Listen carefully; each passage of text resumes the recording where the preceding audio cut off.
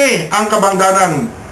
Ang daw, madamo ang nagpangabay, nagpanawagan sa kay Senador Noynoy Aquino nga dapat kung ano ang ginumpisahan sa iya nga mga ginikanan, ang baganihan, ang nanging martir nga si Ninoy Aquino, kag sang iya iloy nga si Presidente Cory Aquino, tungod man nga no backslide kita, nagabalik kita sa mga madulong nga mga panahon sadto sa diin ang abuso sa poder, sa diin ang graft and corruption.